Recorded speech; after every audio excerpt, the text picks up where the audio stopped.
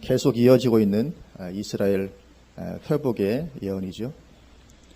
이사야 하반부에서 계속되고 있는 이 회복의 예언들, 이사야 하반부는 거의 전체가 그런 내용으로 되어 있는데요. 이 회복 예언들은 이스라엘 백성들이 바벨론 포로에서 돌아옴으로 말미암게 될 그 회복을 말씀하고 있고, 또 예수님의 오심으로 말미암아 영적인 이스라엘이 회복되게 될 것, 다른 말로 하면 교회가 세워지게 될 것을 또 예언하고 있고, 또 마지막 종말의 때에 회복되어질 일들, 이런 여러 가지들이 섞여서 한꺼번에 예언이 되고 있습니다.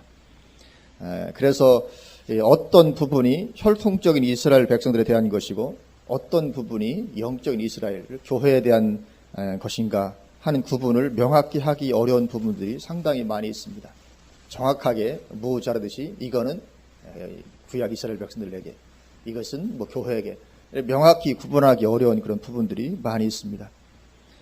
물론 그렇기 때문에 좋은 점도 있습니다. 그것은 똑같은 본문의 말씀을 가지고 구약의 이스라엘 백성들도 그 예언을 통해서 소망을 가질 수 있었던 것이고, 동시에 또 오늘날의 우리 그리스도인들도 똑같은 예언을 통해서 소망을 가질 수가 있다는 것이죠. 같이 섞어서 또 이중적으로 그렇게 예언하고 있기 때문에 그렇습니다. 하나님의 놀라운 지혜라고 할 수 있는 것이죠. 왜냐하면 성경 말씀은 어느 시대에 누구에게나 다 은혜와 소망을 주는 것이어야 하기 때문에 그렇죠. 그래서 오늘날에 우리는 이사야 하반부의 이런 예언들의 대부분을 우리에게 주시는 하나님의 말씀으로 받아들여도 무방한 것이죠. 그래서 이 구절이 육신적인 이스라엘이냐 아니면 영적인 이스라엘인 교회에게냐를 이렇게 세밀하게 구별하는 것은 너무 머리 아프고 복잡한 그런 작업인데, 꼭 그렇게 세밀하게 우리가 구별하지 않고 그대로 우리를 위해 주신 말씀으로 받아들여도 우리는 별다른 오류 없이 유익을 얻을 수 있게 되는 것이죠. 그래서 자세하게 구별하는 것은 너무 어렵습니다. 우리가 성경을 읽을 때 읽으면 참 어렵죠.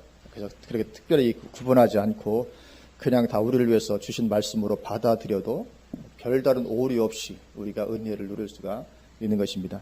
그리고 사실은 하나님께서 그것을 유도해서 그렇게 예언을 섞어놓고 이중적으로 기록해 놓으셨다, 그렇게 생각이 됩니다. 누구에게나 다 그렇게 은혜를 얻을 수 있도록. 그래서 그렇게 우리가 개인적으로 성경을 읽을 때는 복잡하게 이렇게 세밀하게 구별하지 않고 그냥 은혜를 누려도 될 줄로 믿습니다. 특별한 오류 없이 우리에게 다 은혜가 될 줄로 믿습니다. 이 창세기 11장의 바벨탑 사건 이후에 전 세계가 하나님을 잊어가게 되죠. 인간에게는 하나님을 떠나고자 하는 그런 속성이기 때문에, 본성이기 때문에 전 세계가 하나님을 완전히 잊어가는 그런 상황에서 하나님은 이스라엘 민족을 택하십니다. 그리고 그들을 하나님을 섬기고 또 이방 나라들을 섬기는 제사장 민족으로 삼으셨죠. 제사장은 하나님도 섬기고 사람도 섬기는 사람입니다. 가운데 서서 이스라엘 백성을 그렇게 제사장 민족으로 삼으셨습니다. 그런데 그들은 그 사명을 잘 감당하지 못했죠. 그래서 결국은 나라가 망하고 바벨론의 포로가 되게 되고 맙니다. 그러므로 해서 하나님께서 제사장 나라로 삼으신 그곳은 완전히 황폐하게 되었습니다. 하나님의 사람이 사명 떠나면 황폐하게 되고 맙니다. 그 이스라엘 완전히 황폐하게 되죠. 완전히 어둠이 지배하게 되어버리고 말게 됩니다. 그런데 하나님은 그 황폐한 나라를 다시 일으키고자 하시는 것이죠. 황폐한 나라를 그냥 벌어두지 아니하고 다시 일으키고자 하시는 것인데, 그 일을 위해서 보내신 분이 바로 예수님이십니다. 그래서 그 황폐한 나라를 회복시키기 위해서 하나님은 예수님을 이 땅에 보내십니다. 그래서 그렇게 예수님 모셔서 그 나라를 다시 일으키고자 하시는 것입니다. 그러면 예수님은 누구를 통해서 그 일을 하십니까? 이제는 혈통적인 이스라엘의 범위를 벗어나게 되지요. 그래서 혈통적인 이스라엘이건 아니면 이방인이건 관계없이 예수 그리스도를 받아들이고 따르는 모든 사람들, 그들이 황폐하게 된 그 나라를 다시 일으키는 그 일을 감당하게 되는 것입니다. 그래서 오늘 본문에 있는 이사야 61장 1절에서 3절까지 해서 예수님께서 오셔서 사람들을 회복시키시는 그런 말씀을 보여주고 있습니다. 사람들을 그렇게 회복시키시고는 이제 그들을 통해서 황폐되었던 하나님의 나라를 다시 건설하시는 것이죠. 그것이 4절입니다. 오늘 본문 4절. 우리 4절 말씀 같이 한번 한 목소리로 봉독하십니다. 그들은 오래 황폐했던 곳을 다시 쌓을 것이며 옛부터 무너진 곳을 다시 일으킬 것이며 황폐한 성읍 곧 대대로 무너져 있던 것들을 중수할 것이며. 아멘. 그들은, 여기 그들이 누구겠습니까? 1절부터 3절 예수님으로 말미암아 회복된 그들이죠. 예수님 믿고 회복된 그들. 그래서 그들을 통해서 오래 황폐했던 것을 다시 쌓으시게 되는 것이죠. 옛부터 무너진 것을 다시 일으킬 것이고 황폐한 성읍 곧 대대로 무너져 있던 것들을 중수할 것이며. 누구를 통해서요? 예수님 믿고 회복되어진 그들을 통해서.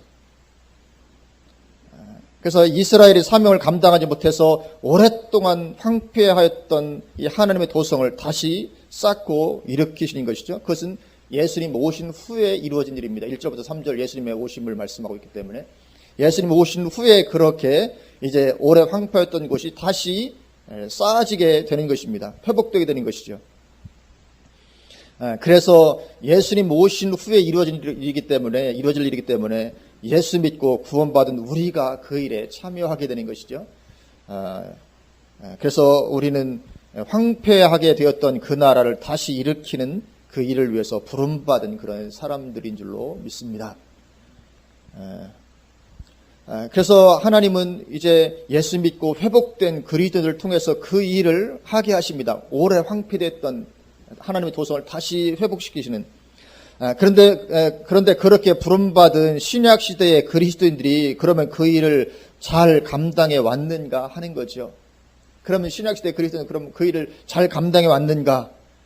그런데 실상은 그렇게 제대로 그렇게 하지 못하고 있는 부분들이 많이 있는 것이죠.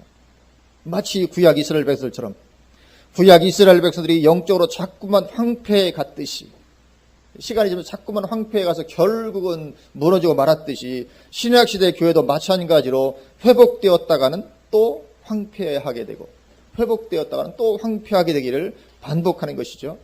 안타깝지만 그렇습니다. 그래서 한때는 거의 교회가 다 황폐하게 된 적이 있었죠. 그래서 종교개혁이 일어나게 되기도 했던 것입니다. 구약 이스라엘 백성들이 사명 감당하지 못하고 황폐하게 되었듯이 마찬가지로 그렇게 교회가 완전히 황폐하게 되어서 하나님께서 다시금 종교개혁을 통해서 교회를 회복시키는 그런 일도 있었던 것처럼 신약시대 교회도 그렇게 사명을 썩 잘 감당하는 가운데 있지를 못하는 때가 많은 것이죠. 그리고 지금 한국교회도 그렇게 황폐해가는 가운데 있지요. 이건 누구나 다 느끼는 바인 것입니다. 언론을 통해서도 많이 이야기가 되고 있고 특별히 국민일보를 보면 이 황폐해가는 한국교회에 대한 글들이 아주 자주 게재되고 있는 것을 보게 됩니다. 그렇다면 오늘날에도 진실한 그리스도인들은 회복되었으나 다시 황폐하게 된 그 나라를 또다시 일으키는 그런 사람들이기도 한 것이죠. 이것이 우리의 사명입니다. 언제든지 교회가 황폐해가는 그런 과정을 거치게 되기 때문에 어느 시대든지 오늘날에도 회복된 참된 그리스도인들은 한때는 회복되었을지 모르지만 다시 황폐해가고 있는 그 하나님의 나라를 일으키는 그런 사람으로 부름받기도 한 것이죠. 그래서 우리가 보통 중요한 사람들이 아닌 줄로 믿습니다. 우리는 정말 시대적으로 중요한 사람들입니다. 그래서 이 위대성을 우리가 깨닫게 되기를 주님의 이름으로 축원을 드립니다.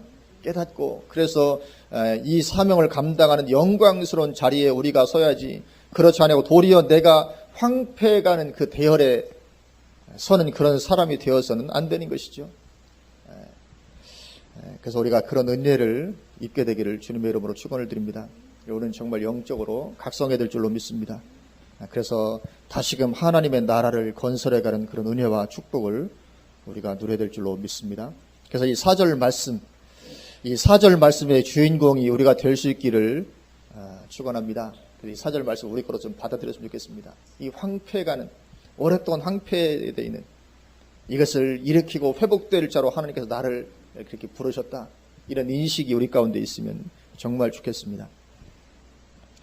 5절입니다. 5절. 외인은 서서 너희 양떼를 칠 것이요 이방 사람은 너희 농부와 포도원지기가 될 것이나. 그래서 이 5절 말씀을 언뜻 보면 이스라엘이 강력한 나라가 될 것처럼 보이죠. 그래서 주변 나라들을 다스리고 통치하게 될 거라는 그런 말씀처럼 보입니다. 이스라엘 백성들이 그렇게 이해했듯이. 그러나 이 5절 말씀은 예수님께서 이 땅에 오신 후에 이런 일은 일어나지 않았지요. 이방 나라들이 이스라엘을 그렇게 섬기고 양떼를 치고 그들 내 농부와 포도원지가 되고 이렇게 했던 일들이 없었습니다. 역사적으로 예수님 오신 이후에. 지금도 여전히 이스라엘은 그런 가운데 있지 않습니다. 지금도 이스라엘은 여전히 작은 나라입니다. 앞으로도 그렇게 되지는 않을 것입니다. 그렇다면 이 5절 말씀 무엇이겠습니까? 이것은 이방인들이 이스라엘의 일에 그렇게 참여하게 될 것을 말하는 것이지요. 하나님께서 부르신 그 이스라엘의 일에 이제는 이방인들이 참여하게 될 것을 말씀하고 있는 것입니다. 실제적으로 눈에 보이는 이런 어떤 정치적인 이런 일들이 일어날 것을 말씀하는 것이 아니고, 물론 주인공은 이스라엘입니다.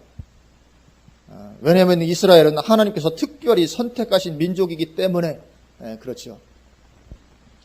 이스라엘에게는 특별함이 있습니다. 하나님이 한번 선택하셨기 때문에 선민으로. 그래서 복음이 이방인에게로 넘어왔다고 해서, 그래서 누구든지 믿기만 하면 이제 하나님 백성이 되고 영적인 이스라엘이 된다고 해서 하나님께서 한번 선택하신 그 이스라엘의 그 특별함이 없어져 버리거나 하는 것은 아니죠.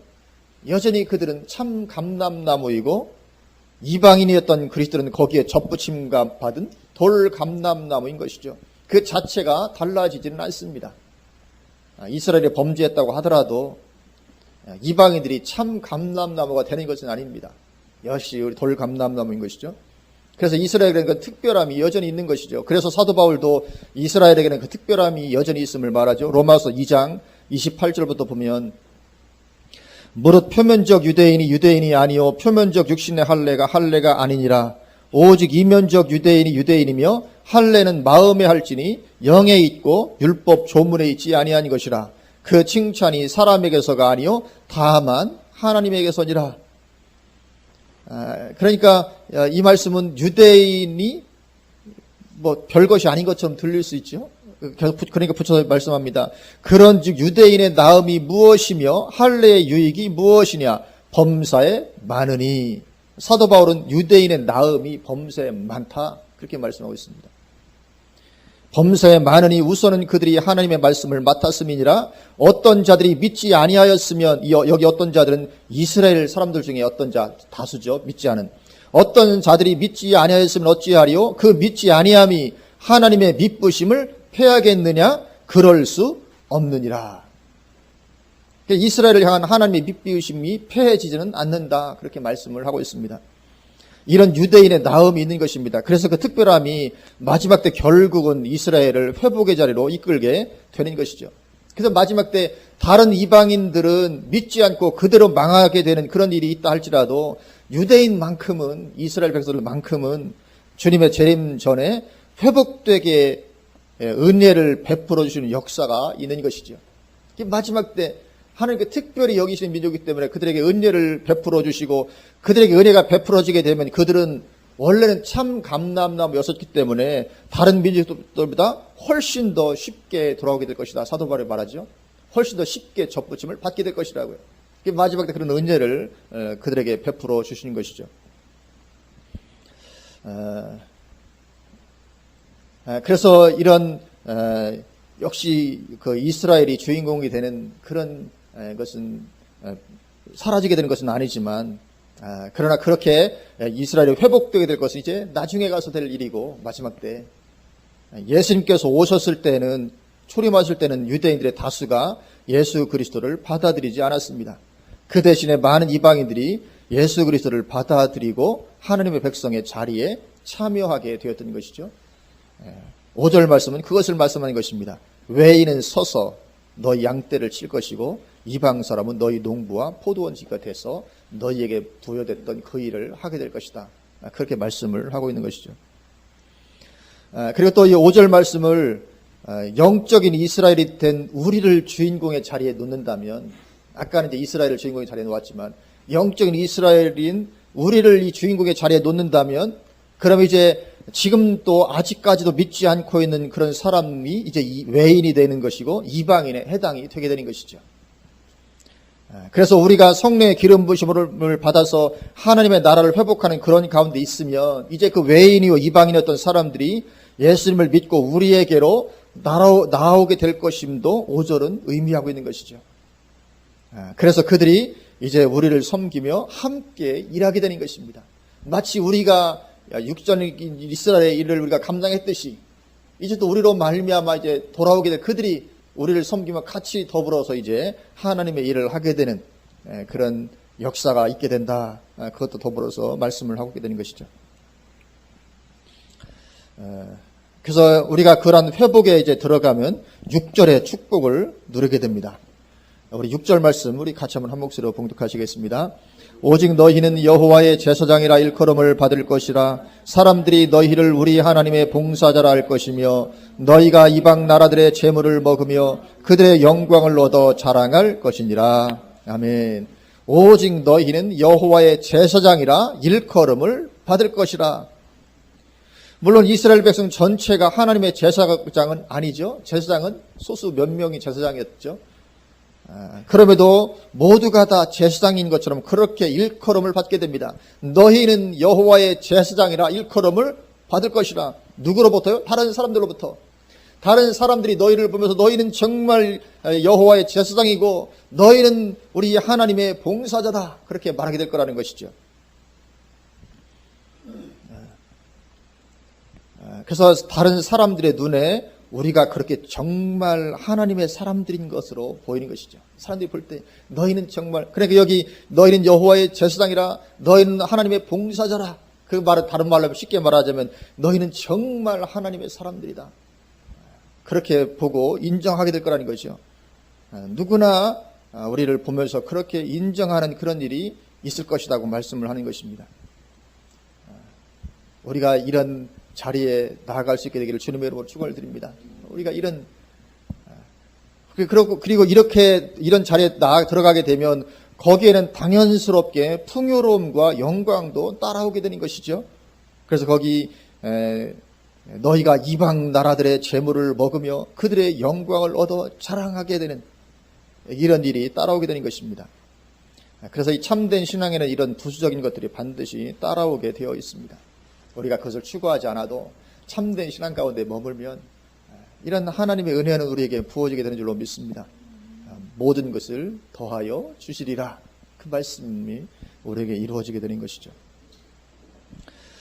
그러면 누구에게 이렇게 되는 것입니까? 모든 이스라엘이 아니죠. 예수 믿고 회복된 영적인 이스라엘. 그래서 참된 신앙 가운데 있는 그리스도인에게 이렇게 되는 것입니다. 이런 6절의 이런 약속은 정말 참된 신앙 가운데 있는, 정말 예수님 믿고 회복되고 참된 신앙길 가운데 있는 교회, 그런 성도들에게 이런 일이 이루어지게 되는 것이죠. 그렇게 영적으로 황폐되었고 그래서 수치를 이스라엘이 당했었는데 그런 이스라엘이 예수 그리스도를 받아들이고 회복 가운데로 나아가면 하나님은 놀라운 보상을 얻게 해주신다고 말씀을 하죠. 오늘 7절을 보면 너희가 수치 대신에 보상을 배나 얻으며 능욕 대신에 몫으로 말미암아 즐거워할 것이라. 그리하여 그들의 땅에서 갑절이나 얻고 영원한 기쁨이 있으리라. 이 이스라엘 백성들이 수치를 당했었는데 이제 수치 대신에 보상을 배나 얻게 해주겠다. 이건 사람으로서는 이해할 수 없는 하나님의 은혜입니다. 왜냐하면 그들은 수치를 받아 마땅했지요. 그들은 죄 때문에 수치를 당한 것입니다. 그러니까 보상을 받을 자격이 있습니까? 없습니까? 보상받을 자격이 없죠. 왜냐하면 하나님 떠나서 그냥 하나님을 배신하고 떠나서 온갖 죄악 가운데 있었고 그러다 망했고 그래서 수치를 당했기 때문에 그들이 보상받을 근거는 아무것도 없지요. 보상이라는 것은 내가 특별한 잘못이 없이 어떤 수치를 당하게 됐을 보상을 받게 되는 것이 마땅하지만 그러나 이스라엘 백성들은 보상을 기대할 근거가 전혀 없습니다. 왜냐하면 자신들의 죄악 때문에 수치를 당한 것이었기 때문에. 그럼에도 불구하고 하나님은 그들이 돌아오면 그들을 받아주시는데 그냥 받아주시는 정도가 아니라 배나 보상받게 해준다고 말씀합니다. 또 그들의 땅에서 갑절이나 얻게 하실 것이다. 하나님의 은혜와 사랑의 크기를 보게 되는 것이죠. 하나님은 그런 분이십니다.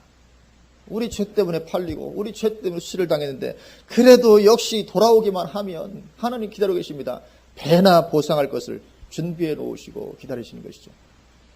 이것을 잘 보여주는 그림이 예수님께서 말씀하신 탕자의 비유입니다. 우리가 잘 알듯이 탕자가 집을 나가서 자기 유산 다 찾아가지고 집을 나가서 호랑방탕하며 이 가산을 다 탕진해죠.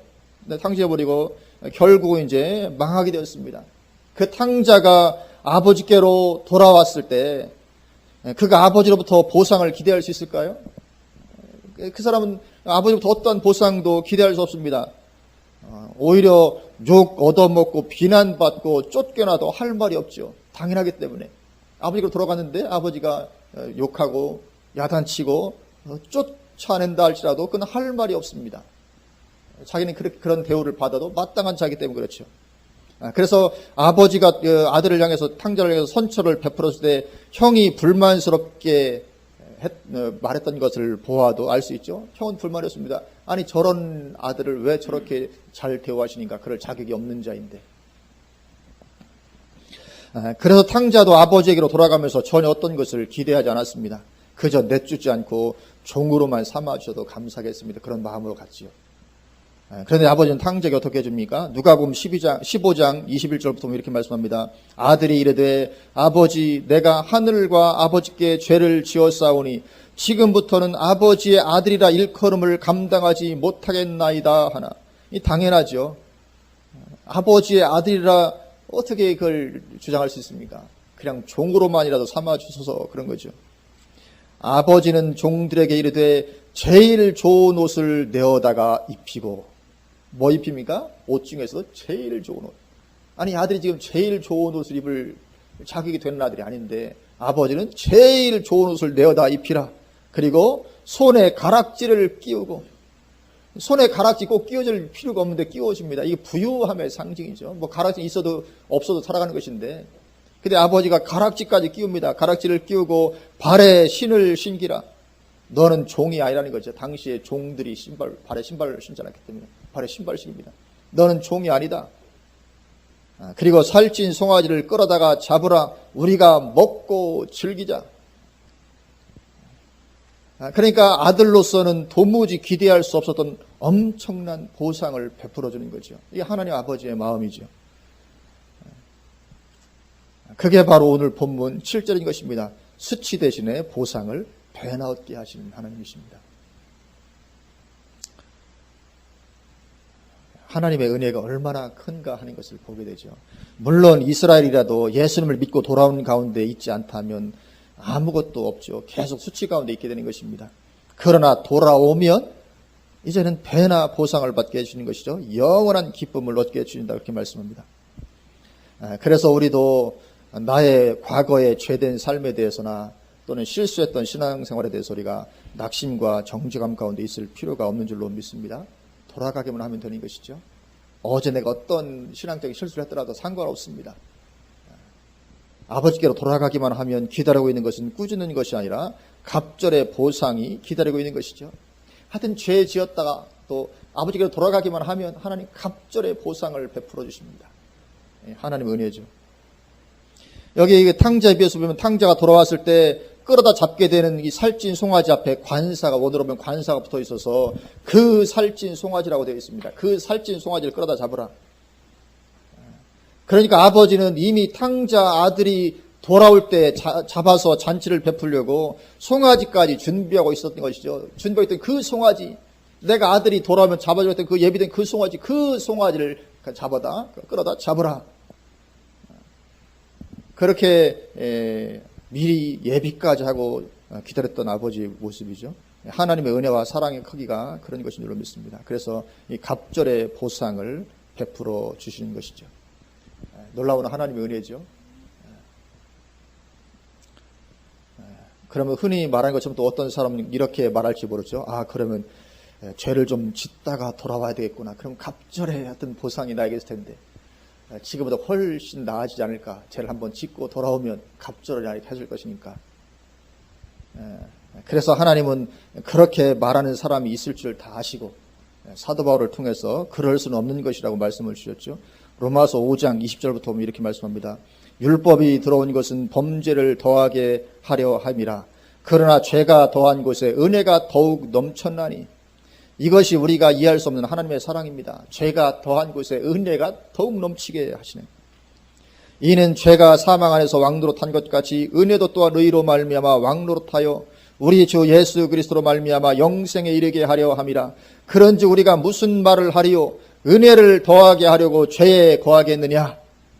죄가 더한 곳에 은혜가 더욱 넘친다니까. 그러면 은혜를 더하게 하려고 나도 좀 죄 가운데 갔다가 좀 돌아와야 되겠다. 그런 생각을 흔히 누구나 한 번씩 해볼 법하죠. 저도 뭐 그런 정말 타락했다가 돌아오면 하나님께서 얼마나 더 어여삐 여겨주시고 축복해 주시겠는가 이런 생각을 흔히 해보게 됩니다. 한두 번씩은.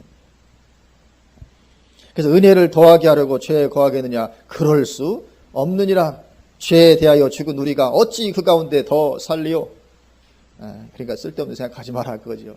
죄에 대하여 죽은 우리가 예수 믿을 때 우리는 이미 죄에 대하여는 죽은 자가 된 것이죠. 무릇 그리스도 예수와 합하여 침례를 받은 우리는 그의 죽으심과 합하여 침례를 받은 줄을 알지 못하느냐. 그러니까 우리가 예수님 믿고 침례 받을 때 우리는 죄에 대해서 죽은 자가 되었다는 것입니다. 그래서 우리가 침례 받을 때 물속에 들어가도록 하신 이유가 그런 거죠. 물속에 들어갈 때 나도 이제 죽었습니다. 그것을 보여주시기 위해서 시각적인 어떤 그런 거죠. 그래서 하나님께서 침례를 받도록 하신 것이죠. 그렇게 우리가 믿을 때 침례를 받음으로 죄에 대하여 우리가 죽었는데 어찌 죄에 또 다시 우리가 거할 수가 있겠느냐. 그것은 가능하지 않은 것이다. 그래서 이 보상을 배나받을 욕심으로 죄에 거할 수는 없다는 것이죠. 그래서 우리는 한번 좀 타락해 볼까 하는 생각은 우리가 해서는 안 되는 것인 줄로 믿습니다. 그러나 이 나의 지나간 죄악과 실수들에 대해서는 우리가 얼마든지 정죄감 가운데 있을 필요는 없다는 것입니다. 어떤 큰 실수를 하고 죄를 범했다 할지라도 거기에 대해서 우리가 낙심과 정죄감 가운데 있어서는 안 될 줄로 믿습니다. 거기에서 돌이키기만 하면 배나 보상을 해주시는 하나님의 은혜가 있기 때문에 그런 것이죠. 항상 그렇습니다. 7번까지 죄를 용서하리까? 아니다. 7번이 아니라 70번씩 7번까지라도 용서하라. 하나님의 말씀이죠. 이제 8절입니다. 8절. 무릇 나 여호와는 정의를 사랑하며 불의의 강탈을 미워하여 성실히 그들에게 갚아주고 그들과 영원한 언약을 맺을 것이라. 여기 불의의 강탈을 말씀하십니다. 사실 이스라엘은 자기들의 죄로 인해 강탈을 당했습니다. 그런데 하나님이 그것을 불의의 강탈이라고 말씀하시죠. 죄 때문에 강탈당한 것인데 죄 없이 강탈당하였으면 불의의 강탈일지 모르지만 그러나 그들의 죄로 말미암아 강탈을 당했는데도 불구하고 주님은 그것을 불의의 강탈이라고 말씀하시고 그렇기 때문에 너희가 불의의 강탈을 당했기 때문에 내가 성실하게 내가 갚아주겠다 그렇게 말씀하십니다. 성실하게 갚아주고 그리고 영원한 언약을 맺을 것이다. 다른 말로 하면 수치를 배나 보상받게 해주신다. 그 말씀과 같은 말씀이죠.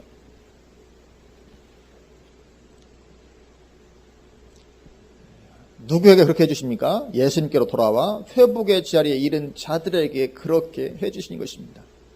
어쨌든 회복의 자리로 돌아오기만 하면 그 수치를 배나 보상해 주시는 이 하나님의 은혜가 있는 것이죠. 놀라우신 하나님의 이런 은혜가 있게 되는 것이죠. 그래서 이 마지막 때에도 그 은혜로 말미암아 결국 이스라엘이 회복되어져서 하나님께로 나오게 만드시는 것이죠. 그 말씀이 9절입니다. 우리 9절 말씀 같이 한번 봉독하십니다. 그들의 자손을 문나라 가운데에 그들의 후손을 만민 가운데에 알리리니 무릇 이를 보는 자가 그들은 여호와께 복받은 자손이라 인정하리라. 아멘. 이것은 8절의 영원한 언약의 내용이죠. 영원한 언약을 베푸실 것인데 그것이 9절이 그 내용입니다. 그래서 그들의 자손을 문나라 가운데 그들의 후손을 만민 가운데 알리리니 무릇 이를 보는 자가 저들은 여호와께 복받은 자손이구나 다 인정하게 될 것이다. 그런 것이죠. 물론 이 영원한 언약의 말씀이 온전히 이루어지게 되는 때는 주님의 재림의 때입니다. 마지막 때 이스라엘이 이렇게 완전히 회복이 되게 됩니다. 그리고 이 9절 말씀들이 사람들이 보고 그들은 여호와께 복받은 자손이라 이렇게 인정하게 되는 것은 우리가 참 신앙으로 회복되고 참 신앙에 머물러야 가능한 것이죠.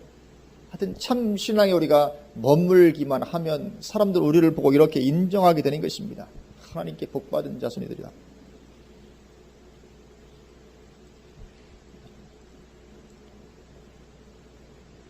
반드시 사람들이 그렇게 인정하게 될 줄로 믿습니다. 누구에게요? 참 신앙 가운데 거하기만 하면. 왜냐하면 그것은 하나님의 백성을 부르신 처음부터 하나님의 뜻이었기 때문에 그렇습니다. 신명기 28장 1절을 보면 내가 내 하나님 여호와의 말씀을 삼가 듣고 내가 오늘 내게 명령하는 그의 모든 명령을 지켜 행하면, 이건 다른 말로 하면 참된 신앙 가운데 있으면 그런 뜻입니다. 그러면 내 하나님 여호와께서 너를 세계 모든 민족 위에 뛰어나게 하실 것이라. 이런 하나님의 처음부터의 하나님의 뜻입니다. 또 출애굽기 19장 5절과 6절에 세계가 다 내게 속하였나니 너희가 내 말을 잘 듣고 내 언약을 지키면, 참된 신앙 가운데 있으면 그런 뜻이죠. 그러면 너희는 모든 민족 중에서 내 소유가 되겠고 너희가 내게 대하여 제사장 나라가 되며 거룩한 백성이 되리라. 너는 이 말을 이스라엘 자손에게 전할지니라. 그래서 우리도 참된 신앙 가운데 머물러 있으면 오늘 본문 7절 말씀처럼 무사람이 우리를 그렇게 하나님께 복받은 사람이라 인정하게 되는 줄로 믿습니다. 그래서 우리가 정말 이 참된 신앙 가운데 머물러 있어야 할 이유가 있는 것이죠. 그래서 교회 전체가 그렇게 참 신앙 가운데 머물러 있었던 때가 있었죠. 언제입니까? 초대교회 때죠. 초대교회 때. 그래서 초대교회 때는 그리스도인들이 무엇 사람들로부터 그렇게 인정을 받았죠. 사도행전 2장 47절을 보면 하나님을 찬미하며 또 온 백성에게 칭송을 받으니 주께서 구원받는 사람을 날마다 더하게 하시니라. 아멘. 온 백성에게 칭송을 받는, 여기 온 백성은 예수님 안 믿는 사람들을 가리킵니다. 그들로부터 교회가 칭송을 받았습니다. 그래서 구원받은 사람이 날마다 더해지게 되는 이런 역사가 초대교회 시절에 있었던 것이죠. 그때는 예수 믿으면 다 붙잡혀가서 죽임을 당할 수 있는 그런 상황이었음에도 불구하고 많은 사람들이 주님께로 나왔다고 말씀을 하고 있습니다. 왜 그렇습니까? 그들이 참된 신앙 가운데 있었기 때문에 온 백성들에게 칭송을 받게 되고, 그래서 참된 신앙 가운데 있으면 사람들이 다 보고 알죠. 아, 저들은 하나님의 사람들이고 하나님께 복받은 사람들이구나. 그래서 우리는 인생을 살아가되 내 힘으로 억지로 해서 살아가는 것이 아니고 하나님의 은혜로 살아가는 것인 줄로 믿습니다. 하나님 찾고 추구하고 참된 신앙 가운데 있으면 하나님이 결국 우리의 삶을 책임지시고 놀랍도록 그런 풍성한 삶으로 그렇게 축복해 주신 줄로 믿습니다. 그래서 초대교회 때는 그렇게 온 교회적으로 참된 신앙 가운데 머물러 있었고 사람들로부터 인정을 받는 그런 가운데 있었습니다. 그러나 오늘날은 교회가 전체적으로 그렇게 되지 못하는 가운데 있죠. 그래서 이 전체 교회적으로는 초대교회처럼 그렇게 되지 못한다 할지라도 나 개인적으로는 얼마든지 가능한 줄로 믿습니다. 그래서 나 개인이라도 그런 가운데 참된 신앙 가운데 있으면 무엇 사람들이 나와 함께 하시는 하나님을 보면서 나를 그렇게 인정하게 되는 것이죠. 이제 집합적으로 너희가 아니라 너는 정말 하나님께 복받은 하나님의 사람이다. 그렇게 인정하게 되는 일이 있는 것입니다. 그래서 나 하나라도 그렇게 되어지면 그러면 사실은 이 교회의 회복과 부흥은 그런 한 사람으로부터 시작되는 것이죠. 이 교회 역사가 말해줍니다. 교회 회복과 부흥은 그런 한 사람으로부터 하나님 앞에 온전히 서고자 하는 그 한 사람으로부터 시작이 되는 것이죠. 그래서 교회 부흥은 부흥을 달라고 기도하는 것으로 해서 오는 것이 아니고 누군가 그렇게 돌이켜서 정말 하나님을 찾고 추구할 때 거기에서부터 부흥이 시작되는 것이죠. 그리고 그 모든 부흥의 역사가 다 그런 것입니다. 누군가 그렇게 참 신앙의 길을 발견하고 거기로 돌이키는 이런 일들로부터 시작이 되는 것이죠. 그래서 한 사람이 중요한 것인 줄로 믿습니다. 그래서 지금 시대적인 어떤 상을 우리가 한탄할 것이 아니고 나 하나라도 참된 신앙과 돌이켜지면 그 영향력은 마치 누룩 온 반족을 다 부풀게 하는 것처럼 그런 역사가 이루어지게 되는 것인 줄로 믿습니다. 그래서 우리가 이런 참신앙을 우리가 꿈꿔야 될 줄로 믿습니다. 그래서 그 꿈을 가지고 정말 하나님의 얼굴을 더욱 구하는 삶으로 나아가는 것입니다. 그래서 이제 오늘 본문처럼 그렇게 우리에게 놀라운 은혜로 행해 주시는 그 은혜에 넘치시는 하나님을 우리가 깨닫게 될 때 기쁨과 찬송이 흘러나오지 않을 수 없겠죠. 그래서 10절과 11절은 그래서 하나님을 기뻐하고 즐거워하는 그런 내용입니다. 하나님은 수치 대신에 보상을 배나 얻게 하시는 하나님인 줄로 믿습니다. 그래서 이 수치 당할 자인데 돌이킬 때 보상을 배나 얻게 하시는 하나님이시기 때문에 사실 그렇게 수치를 당할 만한 가운데 들어가지 않고 지속적으로 참된 신앙을 추구하는 그리스도인이 있다면 하나님은 얼마나 그를 더 기뻐하겠는가 하는 거죠. 이렇게 죄로 말미암아서 수치 가운데 있다 돌아온 사람도 그렇게 하나님께서 기뻐서 이렇게 배나 보상을 얻게 해주신다면 참된 신앙을 지속적으로 추구하는 그리스도인 하나님 얼마나 더 기뻐하시겠습니까? 훨씬 더 기뻐할 줄로 믿습니다. 한번 죄에 갔다가 돌아온 사람보다 지속적으로 하나님을 찾고 추구하는 참된 신앙과 머물기를 애쓰는 그 사람 얼마나 하나님께 더 기뻐하시겠습니까?